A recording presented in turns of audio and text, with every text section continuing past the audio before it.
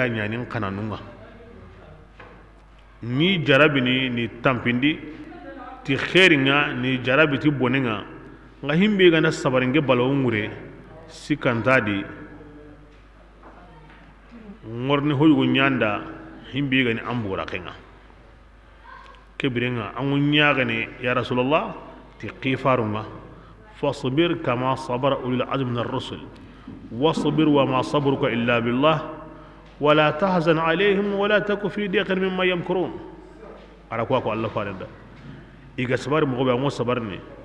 an sabari nya na sago Allah kama maga suno iga hoho ñananga maga ñunkira liqi ra kom suran ku gorna kya ko Allah farenga adu yummatonunga ina wotini kuni wajunde ñeyi yo hosorno koda liman kana lahu qalbun awal qasama huwa shahid sondon sire gumen so wonna heneti geya masere be go teringandini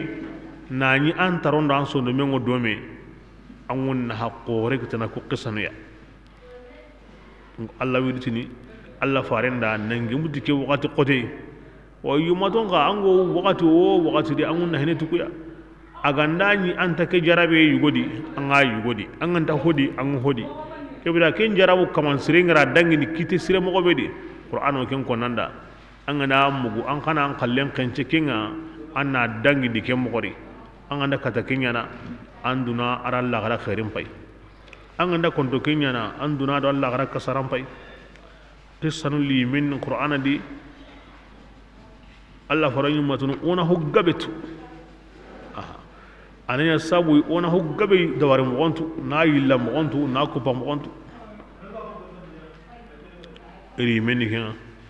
agemutay yahudiyanu qara Allah faran tirndi eti o qibari yaquba adire me ado yusuf qibare kebelenga e kungatu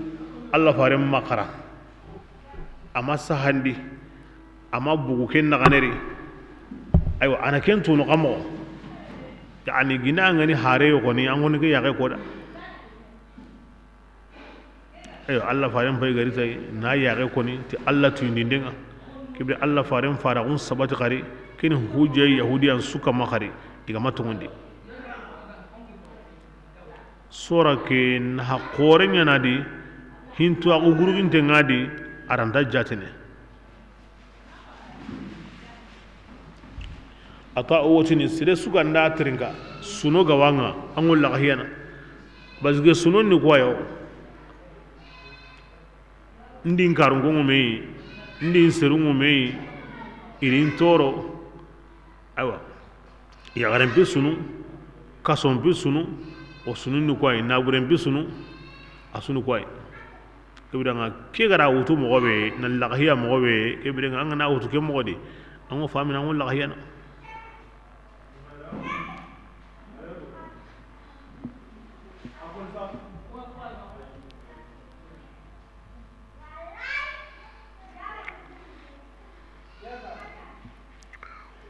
بسم الله الرحمن الرحيم ألف لام ر الله أعلم بمراده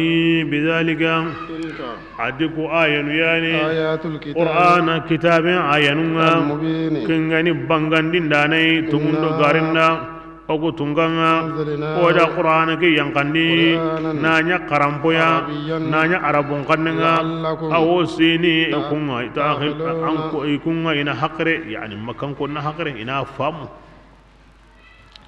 nano oku tunganga naqussu ahsan al qasas o qisanum bu husirsiru o kun qarana alayka an kamma ya rasulullah bima nanya mirabatu arabun kannindi qisam yani siren tanahi na lagami aganya mobe na koni ken koni mogori aha parce ara ati ahosiru kebira yusuf qalle ko jatene kem posrudi na habe ga wadi hinto ko be ga wadi hankan diga mo be ga wadi jimanin no lemun diga mo be ga wadi lalimun kibaren ngadi yagarum pere budu kutiye ngadi nan sabari toran kama ke ngadi nan nyahe an toranda nan maga ke ngadi ya hamo sire ado kentana bla qissa nun gabenni qissa sirun qahna gabenni alla yimira yusuf qalle ke qiri aho sire ni ko aho sire ngalla kille fi kulli mayadin al hayati ngarin tago aboten suka mantendi bismillah bima odake qissa qaratihunga ogaraken parinagu katanke maholaminiya ke qur'ana nogonni wa in kunta ankinya min qablihi aywa wahayi ke kane lamna alghafilin ammun gundenyi kene iz yani ke qissa madumi yankanan nogondi yimme amma mugu amma igaduma aho hotu nka anda tuqamo kini mu'jiza nyi gannin kompo danginte hana dun kon pi kibare anke mamu amma yankan nogondi haranta milaydi anke nan kata ken konni mogobe hari ikumbe agawi maka amma wala ngale kundu on kebidanga kini mu'jiza ni awtu ni ki ayadi nande hadam mare mem pasangon tago harazatu ilmihi wa sa'atu itla'ihi sirem pasangon tago ngini antu agunga na gabo antu qalle nyurubanteni kinga koyni anke ne sere fasangontiya bismillah iz rasulullah yangen nabiren simma qala yusuf agati abihi ihaba dangani ya abati kingani yaqubai yusuf arabun kanne ibrin kanne ngeni aha ibrin kanne ngeni ara wube kita kami ado tampile sine ara kenya kita wuya bismillah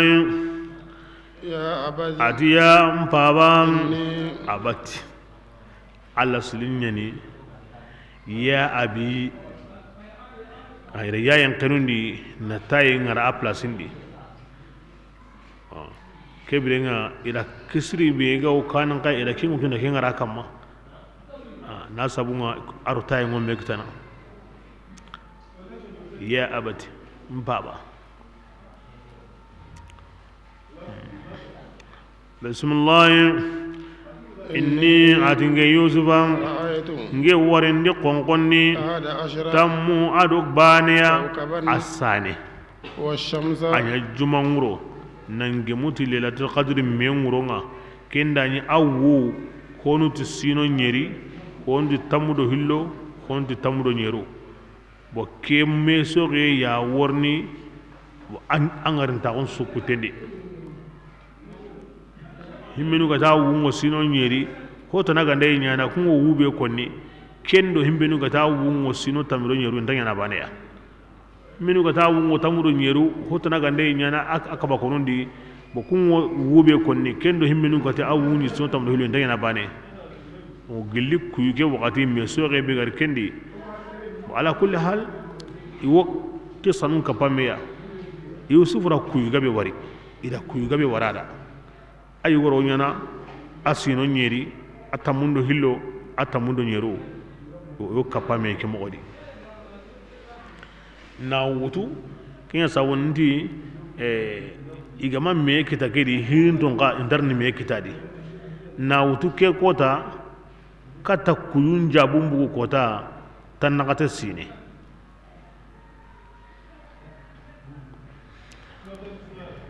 bismillah والشمس adin kuyi aywa kiyenga والقمر ado kasunga رأيتهم ra'aytuhum di suka mandengari sajidina li sujuda nuni iyanke dangani قال habenda wuretu himbe gani aratu kebirenga andi wari kammo ndi wari wosujudi ninda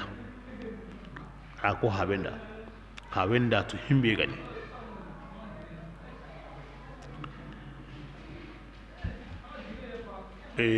tam sanu gutamido bane kini a akan tamido bane skiye kini amai ahaban kasonga naam onyi tini kiyen ni manga hawe nga kason ni manga nga ay ke mohe yere manya ni kiyenga parce que kaso annabi nyimundo kifaru nyani kasonga donc kasongo kason kurayengo baka kiyenye anya annabi nyime yo anya kifare yo anya woli yo yagare nyana ansara manya ansara yur an kuraye bugunu nyi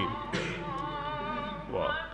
kiyen ni kiyenga bo kason kan noro nyi akuraye an hango tuyini bitenya di annabi nyimundo kifaru ni ke mogo yayi irini bitenya di hilla kapendi gare kutuyendi mo bonon tagondi ina biran qurandi na jaman norondi na sondo musurondi kebirenga kinya sabuni awakti ni kunda ti noro awke modi bismillah qala aha wajadangani يا بني ya limmi لا تقصص akati الرؤيا ya bunayya keni litashfiq limmine logon tagon bede ki ya litashfiq hinne ndo kanu ya yini ki maga ngurun ko ke qarade على إخوتك akhanun kamade maga kida akhanu binu gono tamu kido bani gono maga lagamida tamu wono kunnan qasa kinga wayakidu anganda kida ina here kutu لك andangani kaidan awa hede be aharam pare hede na sabunye iwa wuretu imagari aywa hasida gunna magari royidi iwo here ngutunanda arige kiyayi nandi serenga da ho serenga de konkondi maga ko sereda mahimbe gani an kanai wala ma hakran de be ga hedi hasidiya anga ko ni kemba anada kempalle maga ko ranga bondi de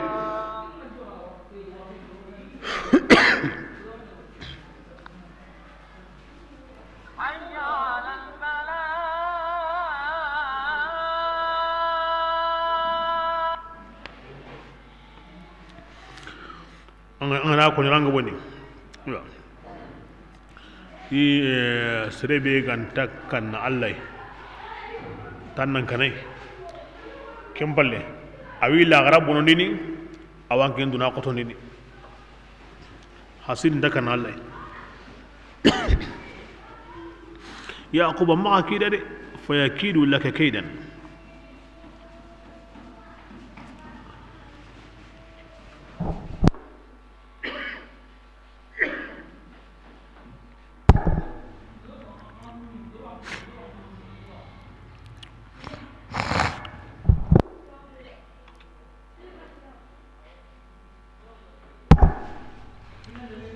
eti wurunkuyu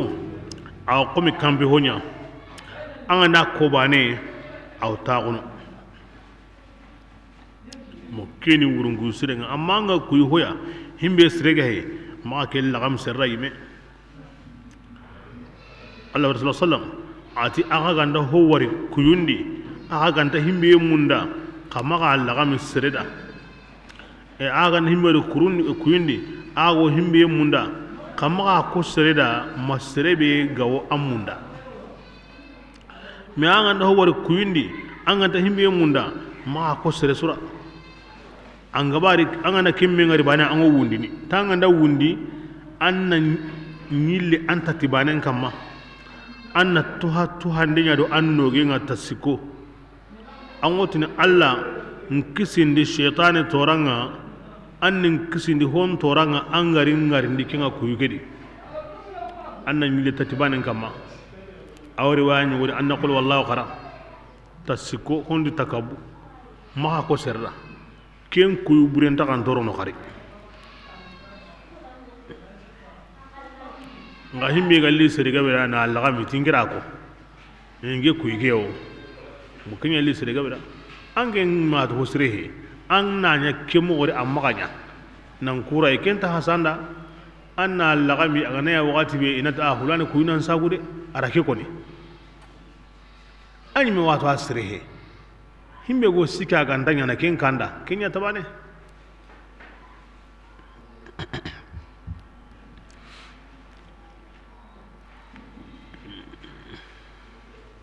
yusuf wa khinu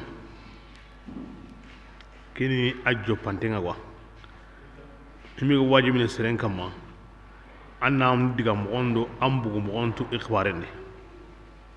yusuf akhinu alla komo sirunyani akon de nyime woti annabi nyimu nyani annabi nyimu ke bidan seren taw kon kunda de himbe go wajibi ne seren kama anna ken tahan sono mendi ni riga kelli ga mogodi o ken konanda maga dimi wure magi begu magi lakoso o wotini allah subhanahu wa ta'ala ra ituindia mogobe i kogone yusufa agaw hankan kitana mogobe na nyaka na nginga mogobe alibi ni magun awan annogondi na jamane mbugu kitedi kengo nyana mogobe anyana misran jamane nyadi wa aranta nyana abada magollu yugo wono aselanti gande hede agana kinya nyana kinga na wakati kebirenga la muri qore be ga wakane kebirenga kengo ni sabati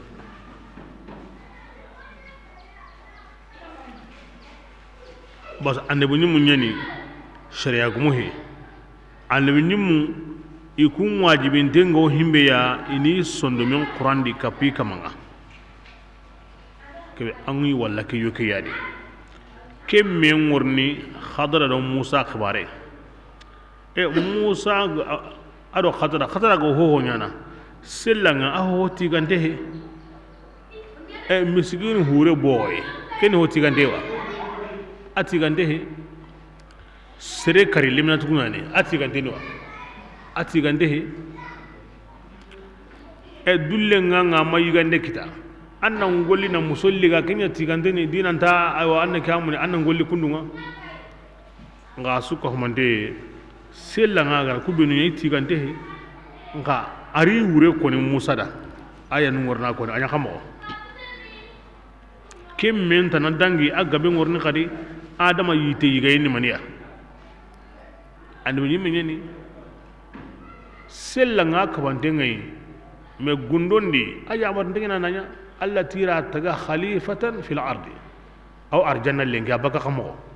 anno hanya himbe wa mbugundinde an yi walla ke yokidi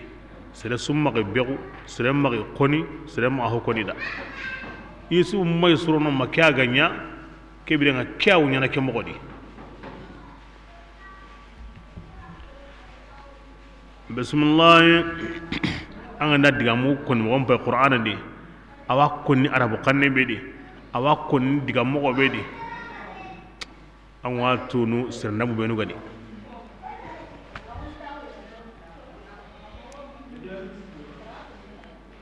يوسف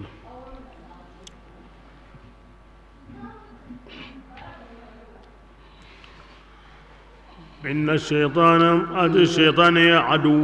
كن يعني سرين دعني أكون بانغان تني دي كبرنا ما أكيدا إبليس ما أريدي يقولنا هي يقولنا بس هو ورث بسم الله ويجتبيك ربك عتي يوسف أن كمان ورين أن سوغني كذلك كوي أنغرا ورين مغوبيدي nakamundi nkeda amma do akhinugo o sorni warangure nam ga yankanda kimunyana ويعلمك an kaman warna antu inni gilli aywa wurun kuyun murakai ويتم نعمته Allah ta'ala warni neman timmandi an kenya kammati an binyimma ari yaquba dungonun kamma koy mogomme agara timmandi an pawanu hilli kamma kengani aywa ki wakati kane إبراهيم an kisma ibrahim an kogo aro وإسحاق anna kamundi awa aro an pawa ishaqa agara kunya himbe ya yani anki nyalli ni i halqi annubuwa war risala harina gondo annabu angurni halqi إن ربك kebirenga an kamanga عليم ayani taga honuntu Hakim. ayani gamundindananga hawala wurikara kebira kyo wurin kai an mun magun jonjon da drapora kanan kago ibrahima sogorundi aworni kini an kenye an kuyu ke wuren kinye nke dullen kutu o suwangure awren kinye bismillah لقد كان آيات ati aywa tagman chagabinya في يوسف أخبارني وإخوته adi akhinuku للسائلين awatirin danunda akhinuku tam adobane tam qasakinga yahuda robil shamun lawa yasjaru bukutumi kuma mokinni yaquba nigare menga laya ni yaquba nigare me afati halle ira aqoni ngara batun rahil wakinyana binyamin ara yusufa sara wakebirenga tumu nyeru segu kummanu wo mai imanu ni yaquba nigare munye wallen mun nagatu kuteke dana aro naftali aro jadi aro ashir kulle nyugun nagati kummanu ni tumbaru nya hillongo mai zulfatu aro bulhat bo yaquba are munni ku yayi konu na trindi oti yahudiyanu nda trindi yaquba kibare yusuf kibare ibugu mo kan'ana nan diga misra hakada qur'an ritai i tawretan pay irani aswambara bismillah إذ atibirenyani قالوا iti me dangani yusuf akhinuku yawaiti yusuf dangani لا يوسف iti yusuf yide وأخوه adi akhi benyamin arkimbe ga mai iya kanunta kato ko hawai منا dinanta oyade ونحن oguga عصبة o jama qore ke parce surata mi do hillo awanna gamuni hillo la radina surata miya o yanga ba إن أبانا o haba yaquba في دلال awo sammidi مبين. kimbangantenni de ad-dalal huna arabunu qanu yanqilli ad-dalal yani awo qanu yedi kimbangantenni ari qanuni sugandi qurayin kam mamur dinan toya ebirenga won ko wana maniya manni ken sarenga suro tammi wa suro hilliya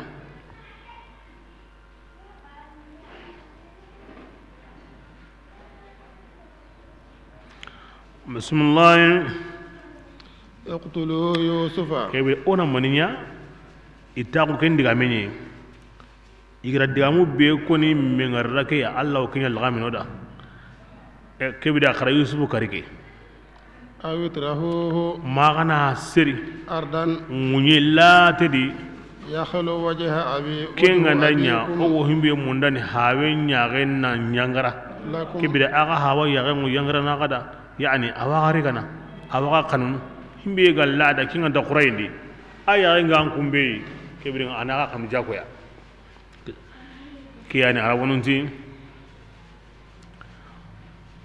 الغاية لا تبرر الوسيلة يكمن حسرين يمندو مبابا غين قانون مغوبه كن حسرين دي nga kenta digandinanda aga wunyana mo na kenya hina la kenta ken digananda al ghayatu la tubarru al wasila ango hosrin yamunda na yam mo amundu mo hosrin yadi mpa wanin kanu mpa wantinga anin kanu a ken hosre nga kenta digandinanda aga wan kanu mo na ken dabari la e ona kari mon diga sirin no kulati هذا وسيلة غير مبررة يعني أم بصير من دندي كنا ما عنا رهو برين كمان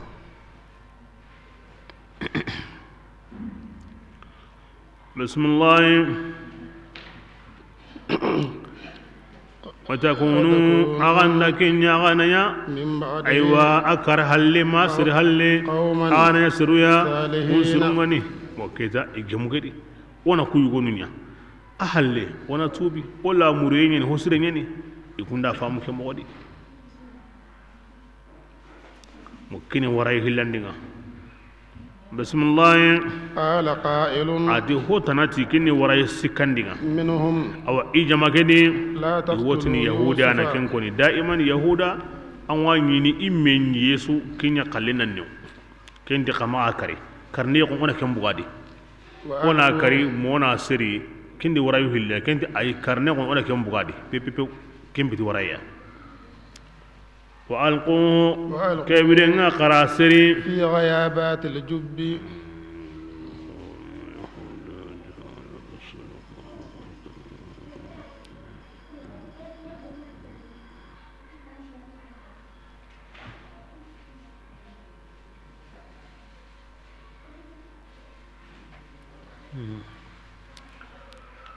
qarasiri fi ghayabat aljumbi aw girem bitambinedi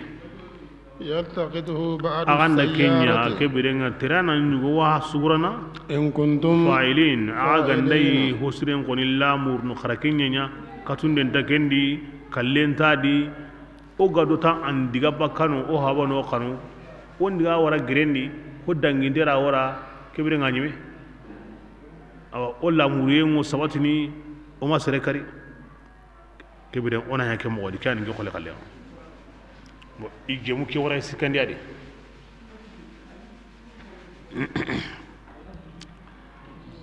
bismillah قالوا ya gemu kiri wakati kebe idiga eti ya abana ya ohaba malaka man andangani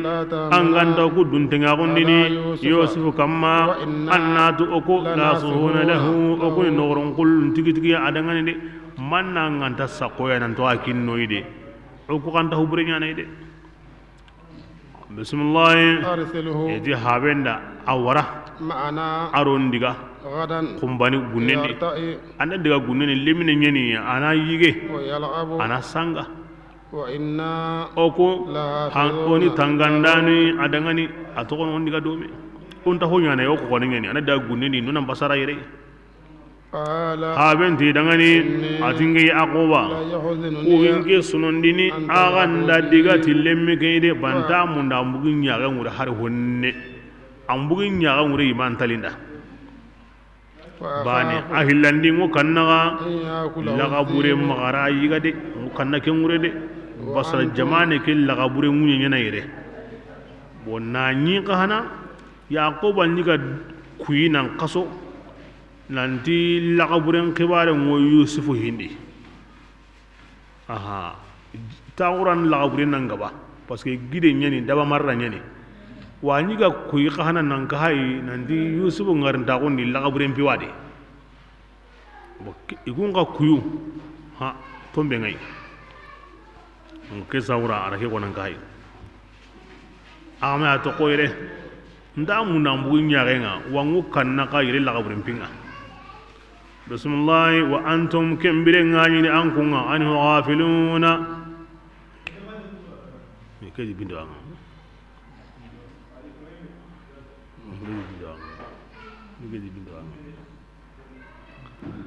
بسم الله وأنتم أنه غافلون وأنتم لا أبرنا ما يجانا أن كوني أغام مغنتين غو بكاي وكان كموري قالوا إتي هابن دغني لئن أكله الذئب والله لا أبرنا غندا يجا ونحن na oku jama gore ke kembirenga oku ne khasiruna oni kasarantonga de فلما lagabrin nan katta kenji gana oku maga e oku banin bane sugono o lagabrin kalli ora worni oku jaman jondi ke mo yana kamo ara kini ya bismillah falamma birakabe ذهبوا bihi ida gadiga وأجمعوا ihanke أن nandi يجعلوا ina seri في غيابات aywa الجب girem bitambinendi ikomi ya gemu kendi mogobe anda jawndi yawa ihanke ken kam igemu kannengeni iri here kato habenga mogobe agawa kinni era go digara gemadi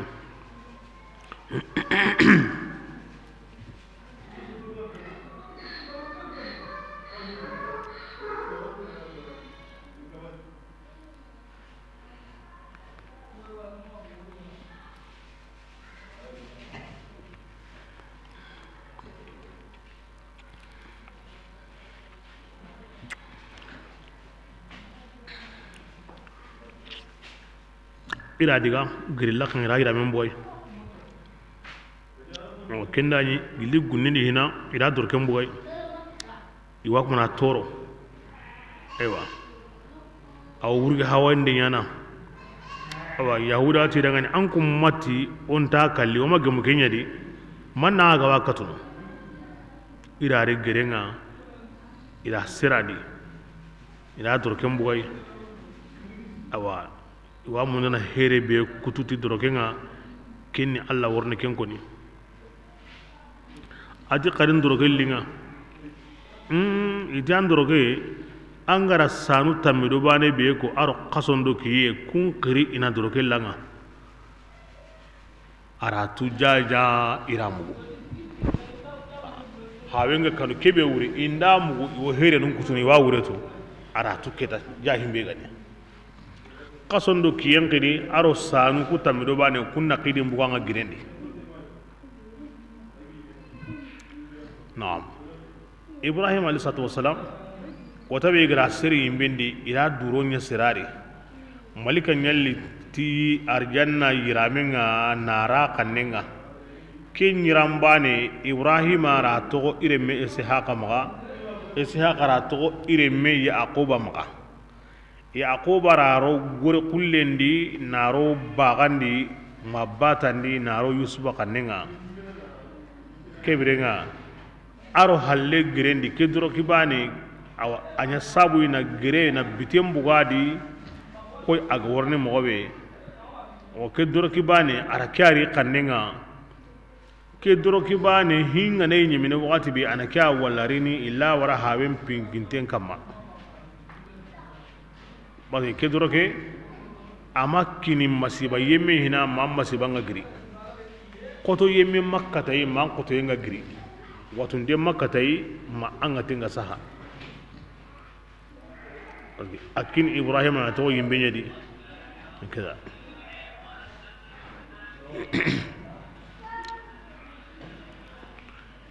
ila sire yari idiga na to gedege jimmani galli agabe mai agabo allungo agara wuce be nyadi anya jimpajun sorono awayi gandin pajun sorono malika ngorna qidi hata nelenga agati wora ko ta hananga atanga na diga ngokanna ngokidini malika ti an na kanu manga qidi ngoyugo konna na ngoken konni amotuni ya sarikh al mustasrikhin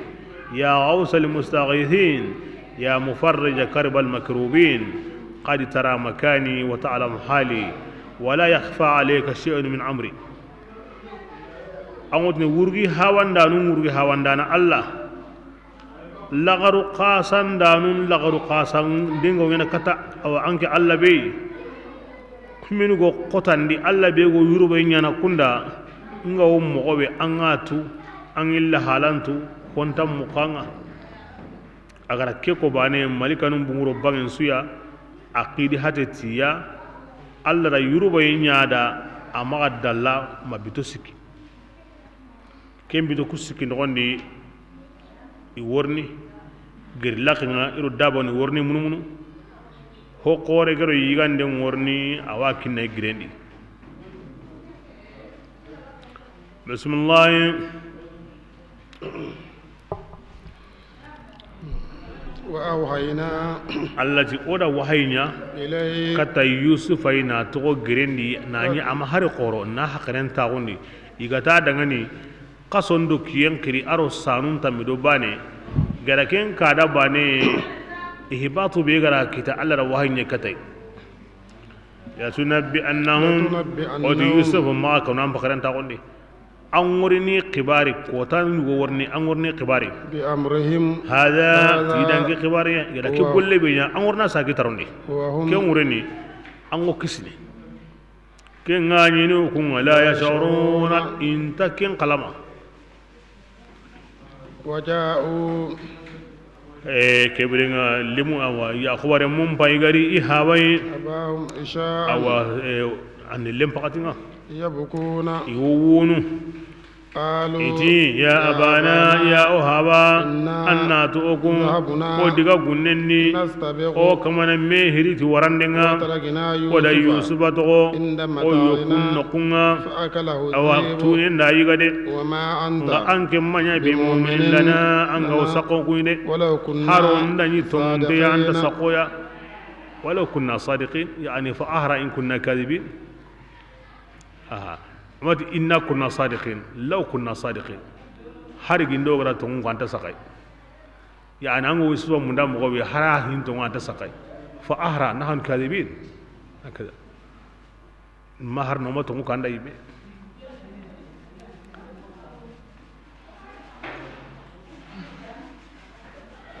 بس كذا أيوة وجاءوا إهاي غري على قميصه يوسف دركنا تي هوريا كذب غاري هوري يعني هوري كان غارينا بس سيره هوري غايتين بي أنا دي كي هوري نسرهم بورينا هذا هوري كان غارينا يا تمسين هوريغا نا كروسي نا هوري نانا دركم بتغي يا دركي بي بوغا كاننا غرين سير وقتي iti a doroken pai ara doroken bugu medi a dike lagabure sireni de ari le men ga harama doroken bogo kin lagabure sire de yani ikundo himberi kenni sheda ko tagumanje kenni kun garen ko idade e lagabure mo sireni na kama ma doroken bogo imungu ma bogo lagabure nyuna ti lagabure anke ningere menyiga irari ga irari lemme be gallin keda sondo men yitre menyani lagabure Allah rare asehindi atu wallahi yaquba ngeman le menyiga malle mengari me muce ma war nya ganyime wa okul lagaburu annabi nyimme ce yiga enta gemme ko dangani azim yaqubati angeli mani kendi kemne jamane ke laburen tingiri qati sonia alle mukuri liga iritinga yaqubati na wara igara honya asuri kendi dadaya e anke maduro kembo kinga ko ni tongi doro kendi kendi aga wurno yusuf almini mago be laburen baga qirete annabi nyimme ce nyiga enta gemme gura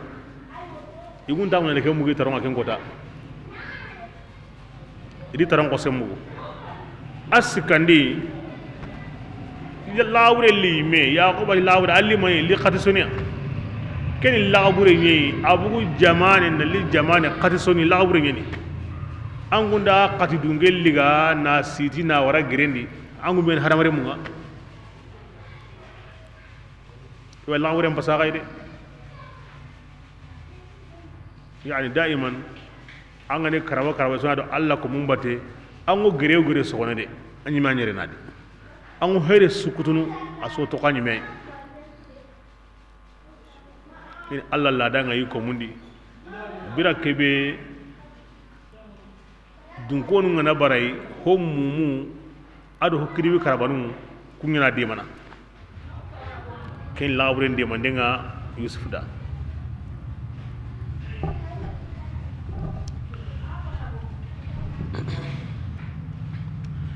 eyo bismillah kila jawati kebe yaqubati bira kebe agara idiga mu kujansu ga kanu yaqubati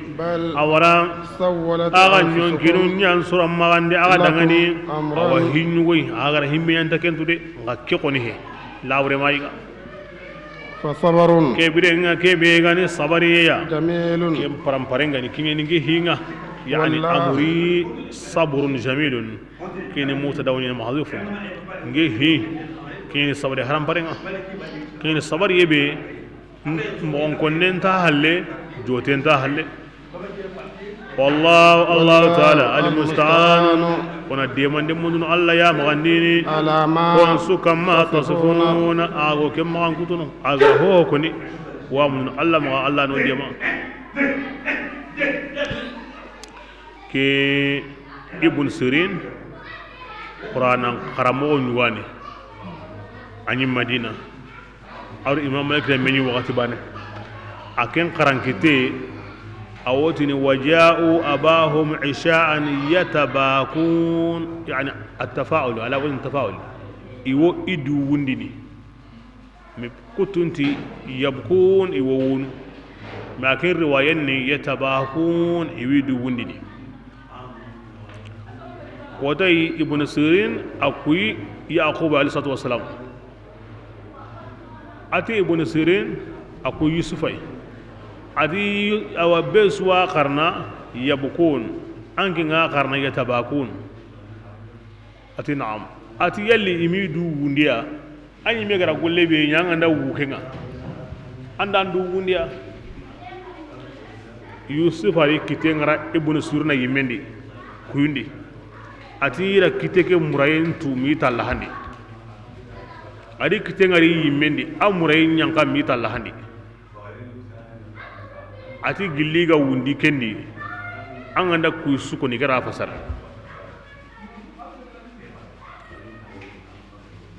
ku fasar ye yusufa mu'jizanye ni nga ibnu sirina da kita karamai aw ke modi ku fasara no ngatu himbe gani ibnu sirina akita mun gabenni aku fasaren sankintemu ada kita do maniya yusufu kenye ni yusuf mu'jizanye ni ngaken karamanye ni anyi madina adu imam malik meni wakati bane fiqh kum wanda bo ti saboy mo wasri ku fatare binu ko hoyno ko kembiti ko diga kile be suru diga kile wata imam malik kuyi ijon ko den wo kengen nga busu ngira kan yo ko na fute haza ma ajaba amalu ngada e jon ko den wo kengen nga kembiti bangi tigandi akemma e butu nga illa kan ko na fute Allah samiadi ku kemalu ngada ara hokri na ken ki ibn sirina amma ati ketire an wotini an kuyi aywa an ga mun ne an wada kuyi kai laga mada ana wure kanda aka man diga ati ge kuyi aywa ijongo den kan ganna butu ngi ma yok mona fute ati adanga na ati ke kuyi tangen kuya mana be go ke kuya jamane ke lengi de be ke lengi sere suranta kuyini ke yere maganta imam malki pay wure be go ke angora be suda ati ke wure ni imam malki radiyallahu anhu aga diga kille be kamma sunnandi diga kille ki aw babrene aw ngarni aw tokotadi aw tokotarondi nkabari duna kenke nambange atokono ni adimine ni ati tonye ati ayan kuyina kinda tinalli na kuyu ngure ko nanda nanti kari keni kya kuyi bo ken ko ni ken tabbe sunu hen ko tene mosri bo ken o yusuf kadangani mosri aworni kata gane hankamanga ni kuyun ko ni awot na su hijige angara wori mo be wasu ko ni nani har hangama maken su kada dabra qaidan ni Allah dun gono ti ho gani mu'jiza yi annabi nyimeda kempiti muhaliya anya karama Allah walida imam malik madhabin pay imam malik bire madina nan karama madina rahmatullah alayh nka agara mogo be sugandi nanti ike islam ko nyana kemmo di anta madina anga jatene bane anta kimba kanyimedi ana minna duna kan kana kere awida angana hangen kutana le kan ganagri an wa mazhabin galino yi gilli amazhabin la lim qasuhu qoqontu inni mallandalus o goto no ko wala lengi Espagne ar Portugal ino yi jongo de kan gana on kampang ngorni Maroc nu na li Tunis nu na li Algérie nu Égypte nu Niger nu Mali nu Mauritanie nu Sénégal nu donc duna kan gana kayire a kunya di man na kunyere bay sahaba nu nyam bugu Madina ti dinanga kunga bugu ti himbe Madina maliki yanyi Madina to ananga agara mogo be famu na mogo be riga na golli tay ni kitenya tay iro kenya mbuguno Ibrahim bin galla to na mbuti dinanga sahaba nun do tabi'inu kunyan kenya tayere o buguna kya to Madina to anamaga Madina to anabe farengarari yenko gilla gamari Madina to anabe na tokono asanqi dunari wala yufuta wa malikun fil Madina anya talinga serenta yu mara wasanin na to malik wa Madina hinga ko to mo kinya ga na himbe ko kayna Allah faran kallenga donc himbe ndo kinga bu na lita yere o kebiranga kinya na amal habin to koyre imam malik madhhabi ta'assubuhi man dingena sire nga atti gana kembe madhhabi suga wono isuwa kire na dati fasamon ta kuma isuwa kire na dati goron katiyenga ko hilli kunta do serena madhhab suga wono isu kire dati ayam fasamon denni isu kire da aya goron katintenni kenni mani anga buguro bango bangya ande kiten konni anga ni bugura kentano asugo menyi himberi de anga ni kena kallenga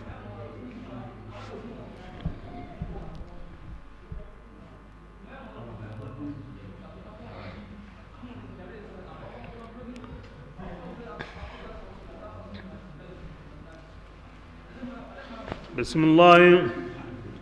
وجاءت سيارة igara wara girendi wakati kebe bo ken kenga iri habaga aw himbi ga dangiro kenna ken kenga me igara kebe ko wana wara girendi tiranu nyugo wa sukrana bo kenya haga jobbe geda ati awa tiranu nyugo hay gari ibugo madiyana iwara misra iya yankan nuku be gan tinta ke gereya illa da kasinye ni wo yankana no ba tirenu wo yankana jinya ba de jingan tinta nuku be ya iwa sutu kilendi iyanka ko ila da kasi bismillah فأرسلوا waridahum nyuwanan ki ti diga nyumo فأدلى daliwahu aga diga ari gayin ngara girendi awa angana gayin ngara girendi sire ga wona go girendi aw kacce liga nande ara kacce liga yusuf ara gay abugutai bismillah قال awa bida kebe agara gari jihe ja adamare menyene nyungananti ya bushraya a nge nyagali anga noko likatinga koy nyagali en campagne hageki nyagali ngo noko likatinga hada atike غلام kebe hayga bugu grendi keni lemine be sirma me wari hina ngucce ma me wari ayya gallaqinga mo gobe ayinten kenuntenni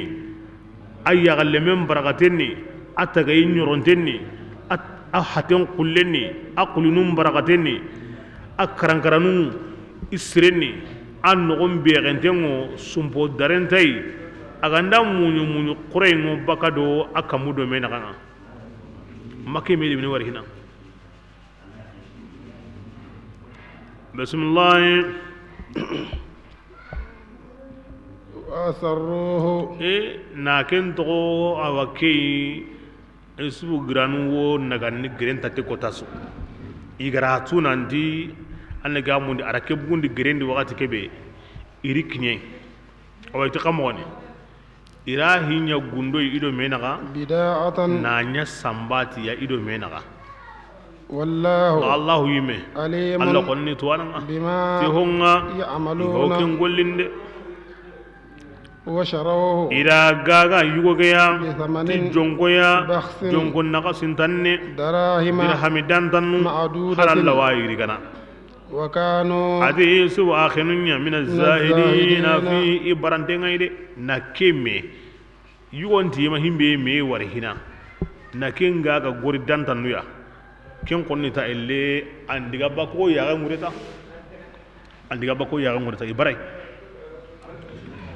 bayra hinya arikatiya irikata iti manni atinda kya bugondi Allah rasuko ayandi iranya gundonga nanya sambatinga na gaga meya ira kwanyo ita dangani o komenya ni awura wakati samu awurnu kunda iti kaneni yusufu dangani maka kutandi de angana kutandi akuru akana ma hokoni kebirenga ona gaganga angenda ndiga kota magari dukari o kuma na munu jajari do wara girenyari era guru hakonu be kara akte na juban futa rakiniya aga diga ati kutunga daga ni geregumu ku yana kelemine kininga sambati tingna diga tinna gaga na guren sambiya mani sabura illa dandi aga ne yanka ho jingutunu ho swana ho yani aga gollen takani ni anga diga golle bi anga ne himbe kita awa takani dia anga diga nyunga anga rake me kita aga na takani na illa dani ke ngari namara ati geregumu ko na kininga tinga o kana diga na gaga o sagante na guren sambiya wa asarruhu bidaa wa sharahu bi samani bakhs ira gaga ya ngairanya gundo nanti andi sambati ngeni kenga kinyi memaka aranya kemo di asu jamba nan kisi ke jamba sudi habun lemunda haben jamba aywa nyongana ndey kapalle mun jamba bismillah وقال الذي irita misra ida gari misra ida ari komo gagaranga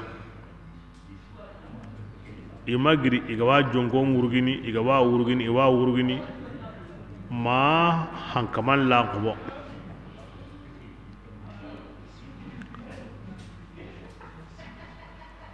ila pese apu angara kange be bugundi hankaman da qobo kini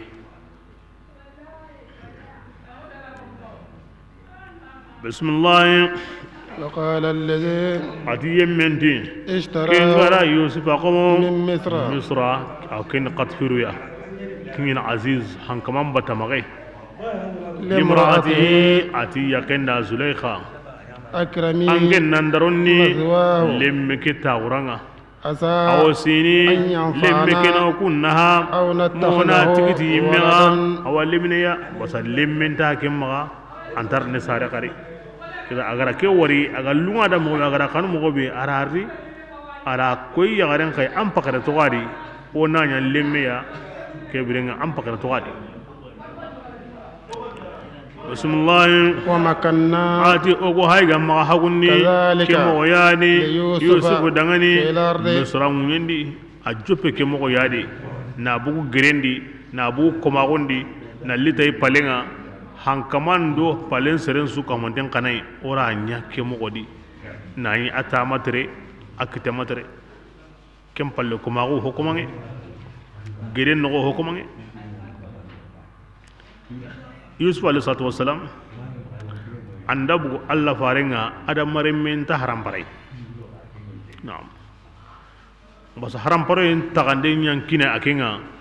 besu ka tagande banendi mi alla faran ko ni aswan kini kenga